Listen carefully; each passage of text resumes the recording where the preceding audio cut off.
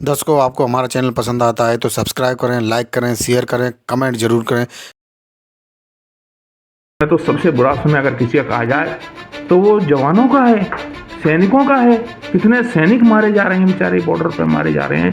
और बॉर्डर की छोड़िए, आजकल तो नेता थाने में घुस करके ऐसों को पीट देता है। प्रधानमंत्री ने भारत के लिए कहा था कि मैं देश का चौकीदार हूँ। चौकीदार का काम है देश की चौकीदारी करना, देश में बाहरी कोई आदमी ना आना। लेकिन फिर भी ये वर्तमान सरकार चौकीदारी में विफल है, कानून व्यवस्था में विफल है।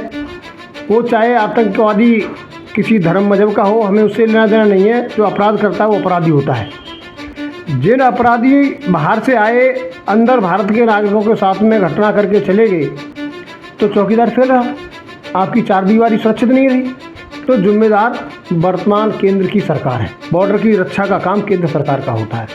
और यही नहीं, केंद्र की सरकार बीजेपी के रहते हुए देखिए, संसद पर हमला हुआ, अक्षरधाम मंदिर पर हमला हुआ। नमस्कार दर्शकों, मैं हूं अमित बॉर्सन और आप देख रहे हैं रेंजर टीवी इंडिया। ना धर्म ना जात, केवल सत्य के साथ। दर्शकों, जिस प्रकार से पहलगांव में जो आतंकी हमला आतंकवादियों के द्वारा किया गया था, जिसमें लगभग 27 से लेकर 28 नागरिक हमारे भारत देश के आहत हुए और उनकी मृत्यु हो गई। इसी श्रृंखला में जिस प्रकार से जो जनपद आगरा में भी एक समाजवादी सांसद रामजी लाल सुमन जी के निवास पर भी एक हमला हुआ था एक ग्रुप के द्वारा, जिस प्रकार से जो उनके घर पर जानलेवा हमला किया गया था। ऐसी घटनाएं जो बढ़ती जा रही हैं हमारे भारत देश के अंदर। आए दिन गरीब, दलित, शोषित, वंचित अक़लियतों को, एक बंदे को, दो बंदे को मिलकर 10-10, 20-20 लोग मिलकर पीट के मार रहे हैं या उनकी जानें भी ले लेते हैं। इन्हीं विषय को लेकर आज हम उपस्थित हैं जनपद आगरा में अखिल भारतीय मंगल मैत्री महासंघ के कार्यालय पर, और हमारे साथ उपस्थित हैं समाज सेवी संघ के संयोजक देवेंद्र सिंह सौरगिया जी और अध्यक्ष जसवंत सिंह राणा जी।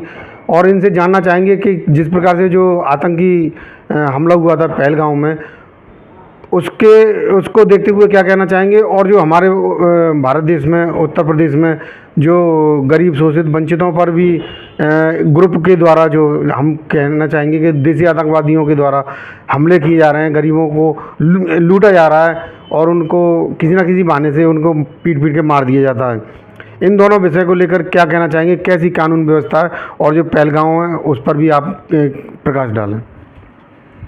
बहुत बहुत धन्यवाद अमित बॉर्सन भाई। आप अपने रेंजर टीवी इंडिया के माध्यम से जो देश सेवा कर रहे हैं, समाज सेवा कर रहे हैं, सभी समाज के लोगों को हक हकूक़ों के प्रति जागृत कर रहे हैं, और जो भी सरकार नाकामयाब होती है उसको भी बेनकाब करते हैं ताकि देश की जनता जागरूक हो और सच्ची सरकारें बना सके। ऐसे मुद्दों के लिए आपको मैं बहुत बहुत धन्यवाद देता हूँ, उज्जवल भविष्य की कामना करता हूँ। सर्वप्रथम आपने जो पहलगांव में आतंकी हमला, मैं सबसे पहले एक भारतीय होने के नाते भारतीय नागरिकों के साथ में जो दर्दनाक हादसा हुआ है, उनकी जानें गई हैं, जो आहत हुए हैं, उन सभी के प्रति अपनी शोक श्रद्धांजलि अर्पित करता हूं, शोक संवेदना व्यक्त करता हूं। और जो उसमें हताहत हुए हैं, घायल हुए हैं, उनके शीघ्र स्वास्थ्य की मंगल कामनाएं करता हूं। भाई अमित बॉर्सन जी, चोर का काम चोरी करना उसका आशय होता है। कुछ अपराधी प्रवृत्ति के जो लोग होते हैं उनका काम अपराध करना होता है। लेकिन इस व्यवस्था को दुरुस्त करने के लिए समाज में एक सिस्टम तैयार किया गया है। उस सिस्टम में कुछ लोगों को जिम्मेदारी दी जाती है कि आप इस तरीके की गतिविधियों को रोकें। जैसे चोर का काम चोरी करना है तो मालिक रहता है अपनी संपत्ति की रक्षा के लिए चौकीदार खड़ा करता है। अब ये चौकीदार का नैतिक दायित्व है कि वो चोरी करने से रोके। तो हम किसी सरकार के आलोचक और समर्थक नहीं, हम भारतीय संविधान के समर्थक हैं, भारतीय नागरिकों के समर्थक हैं। चूँकि देश में अमन चल है, प्रत्येक भारतीय नागरिक के जो अनुच्छेद 21 के अनुसार दैहिक स्वतंत्रता का अधिकार भारतीय संविधान देता है और उसके तहत देश चलता है संविधान के अनुसार। तो हमारे यहाँ जो प्रजातंत्र व्यवस्था है उसमें सरकार चुनी जाती है और सरकार का मुखिया राष्ट्रपति के अलावा कार्यवाहक जो प्रणाली को संचालित करता है वो प्रधानमंत्री होता है। तो प्रधानमंत्री ने भारत के लिए कहा था कि मैं देश का चौकीदार हूँ। चौकीदार का काम है देश की चौकीदारी करना, देश में बाहरी कोई आदमी ना आना। लेकिन फिर भी ये वर्तमान सरकार चौकीदारी में विफल है, कानून व्यवस्था में विफल है। वो चाहे आतंकवादी किसी धर्म मजहब का हो, हमें उससे लेना देना नहीं है। जो अपराध करता है वो अपराधी होता है। जिन अपराधी बाहर से आए, अंदर भारत के नागरिकों के साथ में घटना करके चले गए, तो चौकीदार फेल रहा, आपकी चार दीवारी सुरक्षित नहीं रही। तो जिम्मेदार वर्तमान केंद्र की सरकार है। बॉर्डर की रक्षा का काम केंद्र सरकार का होता है। और यही नहीं, केंद्र की सरकार बीजेपी के रहते हुए देखिए संसद पर हमला हुआ, अक्षरधाम मंदिर पर हमला हुआ, उस समय पहलगाम ये जो है आपका पुलवामा में हमला हुआ, और आज जो है पहलगाम में हुआ। तो ये बाहरी आतंकवादी आते हैं, फिर उसे धर्म से जोड़ते हैं। मतलब किसी धर्म में, किसी मजहब में, किसी भी जाति में, किसी भी संप्रदाय में सभी लोग खराब नहीं होते, अच्छे भी होते हैं। और जो खराब होते हैं उसी के लिए तो प्रजातंत्र व्यवस्था बनाया प्रबुद्ध लोगों ने, उसमें कानून व्यवस्था बनाई है। कानून के अनुसार जो है आपका काम है उसे सही तरीके से पालन करना, उनको सजा देना। लेकिन आप बार बार सत्ता में रहने के बावजूद भी देश को सुरक्षा प्रदान करने में, देश के नागरिकों को सुरक्षा प्रदान करने में विफल है। इसे कहने में मुझे कोई गुरेज नहीं है। मैं वो बात कह रहा हूँ जो भारतीय संविधान देश के नागरिकों की रक्षा की गारंटी देता है, और रक्षा की जिम्मेदारी शासन में बैठे लोगों की होती है, जो सत्ता में बैठे लोगों की होते हैं। तो आप इसमें विफल हैं। दूसरा, देश के अंदर आंतरिक जो आतंकवाद चल रहा है जाति के नाम पर, किसी भी जाति में, मैं पहले कह चुका हूँ, सभी लोग न खराब होते हैं न सभी लोग 100% अच्छे होते हैं। अपराधियों के लिए ही कानून व्यवस्था, शिकंजा, जेल बनाई गई हैं कि वो अपराधी जो हमारे महापुरुषों द्वारा अपनी कुर्बानी दे के, बलिदान दे करके, त्याग तपस्या करके इस एक आदर्श देश की कल्पना की और आज़ाद कराया अपने कुर्बानी दे करके, तो उन्होंने ये सपना सोचा था कि भारत के आने वाली पीढ़ियां जो है सुख चैन से रहेंगी, अमन चैन से रहेंगी, अपराधी जेल के अंदर होंगे और जो शासक वर्ग होगा वो कानून का पालन करेगा। लेकिन आज़ादी के लगभग 78 वर्ष का समय पूरा होने को है, और वर्तमान में जो सरकारें केंद्र में रही हैं या प्रदेशों में रही हैं, देश के अंदर अमन चैन कायम करने में फेल रही हैं।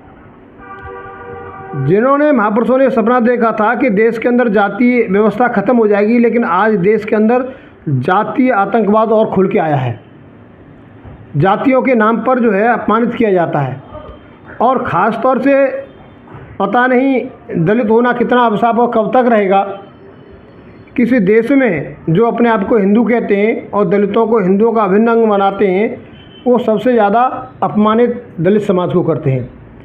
आज उनकी बहन बेटियों के साथ में मॉब लॉन्चिंग होती है, सामूहिक बलात्कार बढ़ते जा रहे हैं, नाबालिग बच्ची सुरक्षित नहीं है, दलित दूल्हा को जो है बारात से उतार करके पीटा जाता है, अगर वो कोई सम्मान के साथ जीवन जी रहा है तो उसे अपमानित किया जाता है। ये घटनाएं देश के अंदर बाढ़ आ गई हैं। आगरा में आपने देखा होगा कि जो करणी सेना का एक नेता उपेंद्र राणा दूसरे स्टेट से आया और रामीगढ़ी में एक बड़ा कार्यक्रम करके खुली तलवारें लहरा करके एक आतंकी माहौल पैदा करके चला गया। हम किसी महापुरुष की जयंती के खिलाफ नहीं हैं जी। सभी महापुरुषों हमारे आदर्श हैं, उनका मान सम्मान करना, उनके सम्मान में प्रोग्राम आयोजित करना, ये सभी नागरिकों का अधिकार है, करना भी चाहिए, ये हम सब लोगों का कर्तव्य है। लेकिन किसी महापुरुष की, अपने पूर्वज की आड़ लेकर के वर्तमान स्थिति को खराब करना, वर्तमान में आतंकी माहौल पैदा करना, ये ठीक नहीं है, ये कानून के खिलाफ है। ये सरकार का दायित्व है कि जो कानून लॉ एंड ऑर्डर को बिगाड़ता है उसके खिलाफ कानूनी कार्रवाई होनी चाहिए। खुलेआम शस्त्र लेकर के प्रदर्शन करना कानून में वर्जित है। लेकिन मैं तो आगरा के पुलिस प्रशासन की स्थिति को देख कर के दंग हैरत हूँ कि पता नहीं उन्होंने इसमें अभी तक एक्शन क्यों नहीं लिया। क्या इस तरीके से प्रतिस्पर्धा पैदा नहीं हो जाएगी? कोई तलवार लेके चल रहा है तो कल कोई कुछ भाले लेके चलेगा, कुछ इस तरीके चलेगा, देश में अराजकता पैदा हो जाएगी। प्रशासन को निष्पक्ष होकर के कानूनी कार्रवाई करनी चाहिए थी। जिन लोगों ने यहाँ आतंक का वातावरण पैदा किया, उससे क्या हुआ, कुछ लोगों को और बढ़ावा मिला, तो आज जातीय दंगे और बड़े पैमाने भड़क रहे हैं जगह जगह पर, जातीय पूछ करके लोगों को अपमानित कर रहे हैं। तो जो लोग भारतीय संविधान के अनुसार कानून व्यवस्था को अपने हाथ में लेकर के तोड़ करके और आतंकी माहौल पैदा कर रहे हैं, वो देश के आंतरिक आतंकवादी हैं। सरकार को सख्ती से उन्हें कुचल देना चाहिए। और रही बात जो अक़लियत के लोग हैं, जो कमज़ोर वर्ग के लोग हैं, उनको संविधान के तहत कुछ संरक्षण दे करके मान सम्मान और स्वाभिमान का जीवन एहसास कराने के लिए भारतीय संविधान की स्थापना हुई। लेकिन आज आप देखिए, माननीय रामविलास सुमन जी ने कोई बयान संसद में दिया और वो संसद की कार्रवाई से हटा दिया गया, वो बात वहाँ ख़त्म हो गई। फिर भी अगर किसी को आहत हुआ है कोई, तो भारतीय संविधान, भारत की कानून अधिकार देती है कि वो अपनी भरपाई के लिए, अपनी मानहानि के लिए कोर्ट में जाए, मुकदमा लड़े। ये प्रजातांत्रिक पढ़े लिखे सभ्य नागरिकों का कर्तव्य है। ये कर्तव्य नहीं है कि हम किसी के घर पे हमला कर दें, किसी को अब जो सुरक्षित नहीं छोड़ेंगे। ये माननीय रामविलास सुमन पे नहीं, जो दलित समाज की आवाज़ उठाता है या सामंती विचारधारा के लोग इसे पसंद नहीं करते हैं। उन्होंने सदियों तक इनको गुलाम बना के रखा है, वो आगे भी रखना चाहते हैं। इसलिए मैं तो जो दलित समाज के लोग हैं उनसे मैं निवेदन करना चाहूँगा आपके चैनल के माध्यम से कि वो चुनाव में ये न देखें कि हमारी बिरादरी का आदमी है, ये देखें कि तुम्हारी आवाज़ को कौन सा नेता बुलंद कर सकता है। जो नेता आपकी आवाज़ को बुलंद कर सकता है, जो आपके अधिकारों की लड़ाई लड़ सकता है, वही आपका नेता है। आज जो सत्ताधारी पार्टी में अनुसूचित जाति के एमएलए, एमपी, सांसद, मंत्री बने बैठे हैं, लेकिन कोई दलित समाज के दूल्हा का अपमान हो रहा है, बहन बेटियों का बेइज्जती हो रही है, उनकी हत्याएं हो रही हैं, कोई आवाज़ नहीं उठाता। तो क्या केवल इसलिए कि वो जाति का नेता है इसलिए नहीं बोलेगा, या उस दल का है? अरे भाई, बाबा साहब डॉक्टर अम्बेडकर को इसलिए हम अपना मसीहा मानते हैं कि उस समय कांग्रेस जैसी पार्टी होने के बावजूद भी बाबा साहब डॉक्टर अम्बेडकर ने कमज़ोरों की आवाज़ को बुलंदी से उठाया था, इसलिए वो कमज़ोरों के मसीहा बने। उन्होंने सभी जाति वर्ग की बहनों की आवाज़ को बुलंद किया अधिकार दिलाने के लिए, तब मसीहा बने। तो हमारा नेता जो है दलित समाज का, वो नेता है जो दलितों की, पीड़ितों की आवाज़ को बुलंद करे। भाई चंद्रशेखर ने पीड़ितों की आवाज़ को बुलंद किया तो उसमें गोली मारने का काम किया कुछ जाति विशेष के लोगों ने। सुमन साहब ने मतलब जो है उस बात को छोड़ने के बाद में आज वो पीड़ितों के घर पर जाते हैं तो उनको रास्ते पर हमला किया जाता है। तो क्या मतलब वो ये व्यवस्था है कि मतलब कि हम आपको अक़लियत के लोगों की, गरीब लोगों की, कमज़ोर लोगों की आवाज़ बुलंद नहीं करने देंगे, वो तो हमारे गुलाम बनकर रहेंगे। और बहन जी हमारी इसलिए नहीं निकल पाती कि उन्हें भी जान का खतरा है। तो आज केवल रामविलास सुमन की जान का खतरा नहीं है, चंद्रशेखर जान का खतरा नहीं है, बहन जी का भी सुरक्षा खतरे में है। इसलिए तो वो कभी कोई पीड़ित होता रहे, मर जाए, कट जाए, किसी दलितों के जाति नहीं है, इसलिए नहीं जाते हैं। उन्हें मालूम है कि मेरी भी जान जोखिम पड़ जाएगी।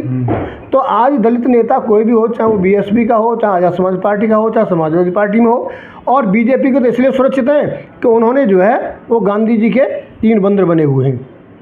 दलितों के साथ में चाहे आगरा जैसे जो दलितों की नगरी कही जाती है, वहाँ बारात रोकी जाए, नौजवानों में गोली मार दी जाए, मासूम बच्चियों के साथ में बलात्कार हो जाए, किसी दलित नेता का जो बीजेपी का है, चाहे वो मंत्री हो चाहे एमएलए हो, आवाज़ पेपर में आपने नहीं देखी होगी। वो केवल शांत होकर के अपनी व्यवस्था बनाने में लगे हुए हैं। तो ये ठीक नहीं है। इसलिए मैं जनता से, आवाम से, बहुजन समाज से ख़ास तौर से यह अपील करना चाहूँगा कि आने वाले चुनावों में ऐसे जो गांधी के बंदर बने हुए हैं उन्हें नेता न चुने। आप नेता उनको चुने जो संघर्षशील हों, जो कमज़ोरों की आवाज़ को बुलंद करते हों, और ऐसी सरकार प्रदेश में आनी चाहिए, देश में आनी चाहिए, जो कानून व्यवस्था का काम पूरा कर सके, वंचित लोगों को हक दे सके, संविधान के अनुसार शासन चला सके। इन्हीं शब्दों के साथ में मैं अपनी बात को विराम देता हूं और अखिल भारतीय मंगल मैत्री महासंघ के माध्यम से हम जो है जगह जगह पर गांव-गांव जो मीटिंग करते हैं, नुक्कड़ सभा जो करते हैं, उससे यही हम जो संदेश देना चाहते हैं कि देश संविधान से चले और आपस में भाईचारा कायम हो, करुणा और मैत्री का संदेश हो। बुद्ध का संदेश जब तक इस देश में रहा और लोगों ने पालन किया, देश के अंदर अमन चैन रहा, सोने की चिड़िया बना, फिर भी बनेगा। इसके लिए हम बुद्ध संदेशों का प्रचार प्रसार करते हैं, बाबा साहब डॉक्टर अम्बेडकर द्वारा बनाए हुए भारतीय संविधान का प्रचार प्रसार करते हैं। आपने मेरी बात को सुना और ये जन जन तक पहुँचाया, इसके लिए रंजन टीवी को साधुवाद देता हूँ। बहुत बहुत धन्यवाद। जय भीम, नमो बुद्धाय। सर, आप क्या कहना चाहेंगे पहलगांव और उत्तर प्रदेश और भारत में जो आंतरिक जो देसी आतंक चल रहा है, इस विषय को लेकर सरकार की जो कानून व्यवस्थाएं, खुफिया तंत्र हैं, उसको देखते हुए आप क्या कहना चाहेंगे? मैं रेंजर टीवी इंडिया को बहुत बहुत धन्यवाद देता हूं कि वो समय समय पर सामरिक मुद्दे उठाते रहते हैं और समाज के अंदर में जो एक भय का माहौल है, डर का माहौल है, उसके ऊपर में आवाज़ उठाते रहते हैं और निर्भीक होकर के, क्योंकि जो इस तरह के काम करते हैं वो भी खतरे में रहते हैं हमेशा, क्योंकि सत्य प्रशासन, जो शासन प्रशासन में होते हैं, सत्य उनको हजम नहीं होता है, क्योंकि उनको आईना दिखाने से क्या होता है, उन्हें अपना कुरूप चेहरा नज़र आता है। तो मेरा तो ये कहना है कि अब आप देखिए, पुलवामा हुआ, आज तक पता लगा किसने किया। जो सीओ वहाँ था वो सरदार देवेंद्र, क्या नाम था उसका, ऐसे ही नाम था, देवेंद्र कुछ आगे कुछ सरदार था वो, तो वो उग्रवाद में सस्पेंड किया गया था, उग्रवादियों को सपोर्ट करने के चक्कर में। और उसको बहाल किसने किया? किसने बहाल किया और क्यों किया? पुलवामा होने से पहले उसको बहाल किया गया। तो जिसको डर लगता है, बहुत से हम फिल्मों में देखा करते थे पहले, लेकिन आप तो हकीकत में देख रहे हैं कि वो उसमें वो नेता ये कहता है कि मैं लाशों के ऊपर अपनी राजनीति करके, मैंने 85 आदमियों को मार करके तब इस पद पे आया हूँ। वो एक कौन सी खाकी फिल्म में जो है वो गृह मंत्री कहता है कि मैं 50 लोगों को मार करके, हत्याएं करके और तब जो है इस कुर्सी पर आया हूँ। तो क्या है ये हकीकत में देखने पड़ रहा है क्या हमें? मैं तो ये कहना चाहता हूँ, क्या हकीकत वास्तव में इस तरह हत्याएं करके लोग इतना आगे बढ़ते हैं, लोगों को मार मार करके? मेरे समझ से बाहर है। पुलवामा में इस समय तो सबसे बुरा समय अगर किसी का कहा जाए तो वो जवानों का है, सैनिकों का है। कितने सैनिक मारे जा रहे हैं बेचारे, बॉर्डर पर मारे जा रहे हैं। और बॉर्डर की छोड़िए, आजकल तो नेता थाने में घुस करके ऐसों को पीट देता है। क्या हो रहा है? वो मैंने कहा था, एक मकड़ी का जाल बुना जा रहा है चारों तरफ से। और हो क्या रहा है कि हमारा समाज तो ऐश आराम में आ गया है कि पूर्वजों ने जो लड़ाई लड़ी, हम तो मजे मारेंगे घर के अंदर में। उन्हें कोई चिंता ही नहीं है समाज की, और उसकी चिंता होती तो समाज एकजुट होता। आज समाज एकजुट है? आपको दिखाई दे रहा है? आज हमारे समाज के गद्दार जो हमारे दुश्मनों के साथ में मिलकर के कोई मंत्री पद लिए बैठा है, कोई विधायक बने बैठा है, कोई सांसद बने बैठा है। गूंगे भेज रहे हुए, कौन भेज रहा है? हम ही तो भेज रहे हैं। तीसरा टर्म मोदी जी का है। किसकी वजह से है? आदरणीय बहन जी की वजह से, क्योंकि उन्होंने हमारे वोट खराब करा दिए। हमारे वोट उनकी पार्टी में चले गए, वो खराब हो गए वोट, क्योंकि ना वो सत्ता में ना विपक्ष में है। तो हमारा वोट खराब हुआ ना। और मूर्ख, हमारे समाज के मूर्ख यूट्यूब पे मैं देखता हूँ ऐसे ऐसे कमेंट करते हैं, बहन जी मुख्यमंत्री बन रही हैं, बहन जी प्रधानमंत्री बन रही हैं। एक विधायक जीतता नहीं, एक सांसद जीतता नहीं। आपको वहाँ पर ये यानी कहने मतलब है आधे पैसे जो 0.50% वोट नहीं मिला दिल्ली में, आप मुख्यमंत्री बना रहे हो, प्रधानमंत्री बना रहे हो। यूपी में भी यही हो रहा है, लेकिन उनको वोट जा कौन सा रहा है? निपट महामूर्ख जो वोट है, उनके कार्यकर्ता वो पुराना दिखाते हैं। अगर ऐसा था तो बहन जी ने मिलकर के 10 सांसद क्यों जिता लिए? जब 0 सांसद थे तुम्हारे, तो समाजवादी पार्टी के साथ गठबंधन क्यों किया? किसी ने कहा था उनसे? जबरदस्ती की थी। गठबंधन के जबरदस्ती से होता है। हमारे अपनों की वजह से हमारा समाज पिट रहा है और कुट रहा है और मर रहा है। अगर हमारा नेतृत्व तो बुद्धिमान होता, राजनीतिज्ञ होता, तो वो राजनीति करता। हमारा नेतृत्व तो आप देख लो क्या हो रहा है। एक तरह से अपने लोगों को ही प्रताड़ित कर रहा है। हाँ, उसको पार्टी से निकाल दिया, उसको पार्टी से निकाल दिया, तू इतने ले आ, तू इतने ले आ। ये चल रहा है, रोजगार बना लिया है। हम कहा करते थे जब बीएसपी बनी थी, तो कहा करते थे भाई हम मेहनत कर रहे हैं तो हमारे समाज का काम तो फोन पे हो जाया करेंगे, हमारी समस्याओं का अंत हो जाएगा। सत्ता आने पर हमने देखा, एक जिसको आप पार्टी से निकाल दिया गया है, वो नेता क्या कहता था, बहुजन समाज पार्टी तो सुपर फास्ट एक्सप्रेस हो गई है, जिसको जहां बाहर लटकने को मिल रहा है डंडा पकड़ लो, लटक जाओ, है ना। यानी धंधेखोर लोग जो नेता बन गए वो इस तरह के कमेंट्स करते थे जब सत्ता में थी। सबसे ज़्यादा उत्पीड़न हो रहा था वो आगरा के अंदर 3 बार जाटव पिटा। भारत आज़ाद होने के बाद बहन जी के शासन में 3 बार पिटा। शमशाबाद में पिटा, यहाँ पे क्या नाम है आपके नाला काजीपाड़ा में, यहाँ पे पिटा, और 3 बार जो है लाठी डंडे चलाए। किसने चलाए? जो आज असीम अरुण जो बैठे हुए ना वहाँ पे, वो DIG थे यहाँ पे, उन्होंने पिटवाया था। वो बहन जी के अति प्रिय थे। जाटव 3 बार पिटा, उसके लिए कोई बोला नहीं था यहाँ आज तक। अभी जो है आपने देखा भीमनगरी, भीमनगरी भीमनगरी हमेशा नीली रहा करती थी, इस बार भगवा हो गई है वो।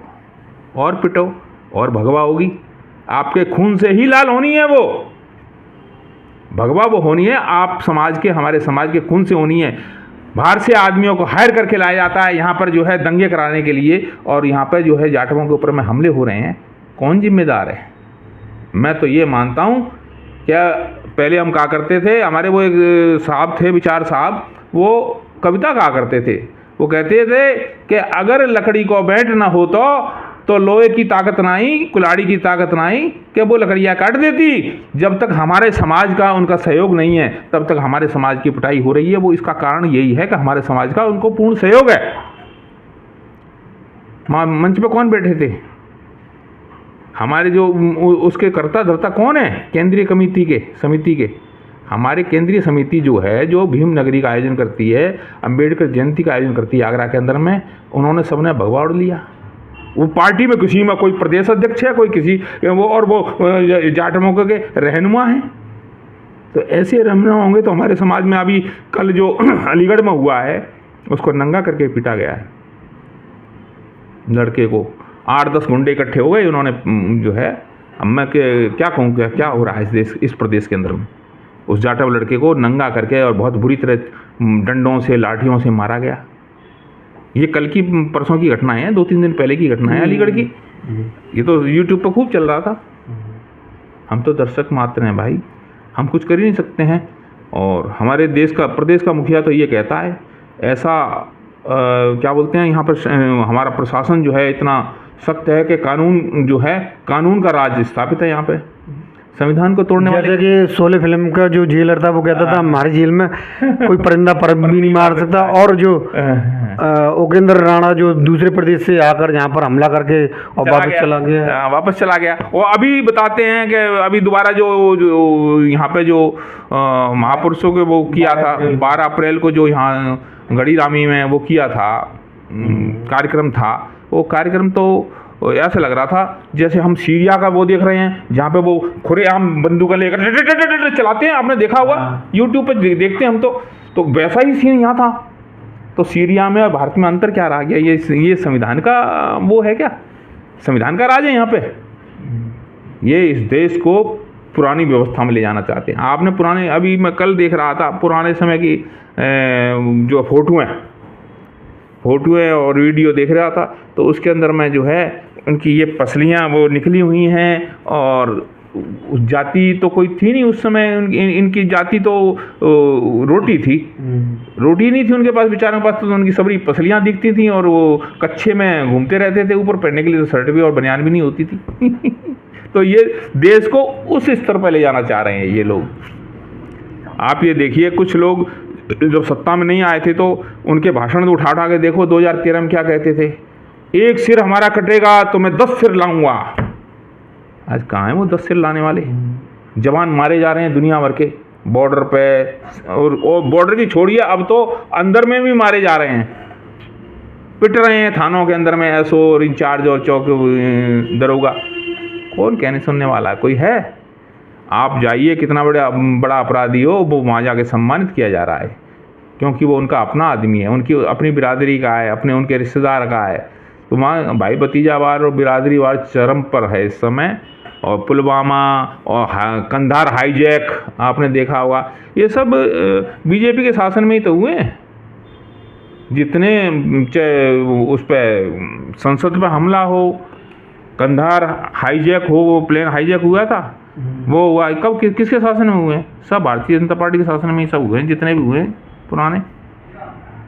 और कांग्रेस को दोषी ठहराते हैं और उस परिवार को दोष देते हैं जिसके परिवार में से कभी कोई 35-40 साल से आज तक जो है कोई प्रधानमंत्री या मुख्यमंत्री किसी महत्वपूर्ण पद पर नहीं रहा है, और जो कब्र में सो गए उनको कब्र से निकाल करके उनको गालियां दे रहे हैं। तुम आज 15 साल से 20 साल से सत्ता में यहाँ पर हो, स्टेट में हो, पूरे देश के अंदर में 20 प्रांतों में हो, वहाँ के लिए जिम्मेदार वो हैं जो आज से 50 साल पहले मर गए।